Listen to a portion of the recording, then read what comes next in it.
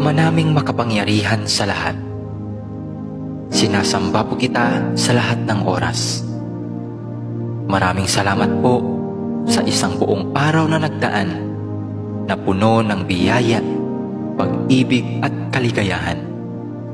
Salamat din po sa mga pagsubok at mumunting mga luha na dumating sa aking buhay, na alam ko pong siya po ninyong paalala sa akin na kayo po ay Diyos na buhay.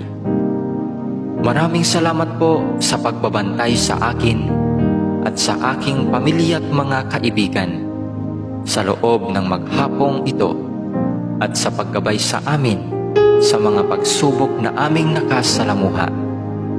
Alam ko pong nariyan kayo sa aming tabi sa lahat ng oras upang kami ay bantayan at gabayan. Nagpapasalamat din po ako sa mga aral na aking natutunan sa inyo sa buong maghapong nakalipas.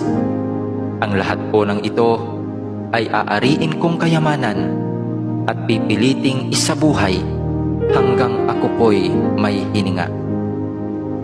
Panginoon ko't Diyos ko, patawarin naman po ninyo ako sa mga pagkakasalang nagawa ko, at sana'y mabigyan pa ninyo ako ng panahon upang makapagbagong buhay. Ako po'y nagsisisi sa aking mga pagsalangsang sa inyong mga utos. Patawarin din niyo ako sa mga pagtalikod na aking ginawa sa aking kapwa, at sa mga pagkukulang ko sa aking mga kaibigan at mga mahal sa buhay.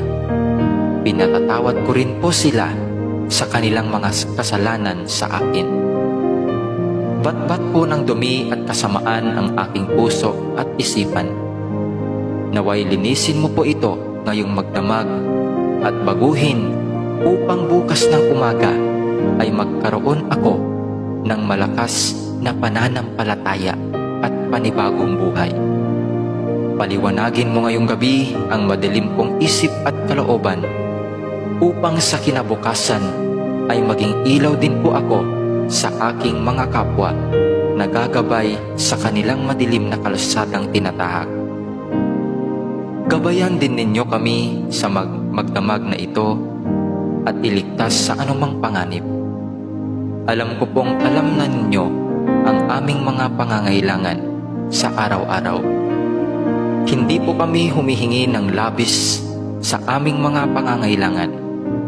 Ibigay mo po sa amin sa paraang sapat po upang kami ay mabuhay. Amen.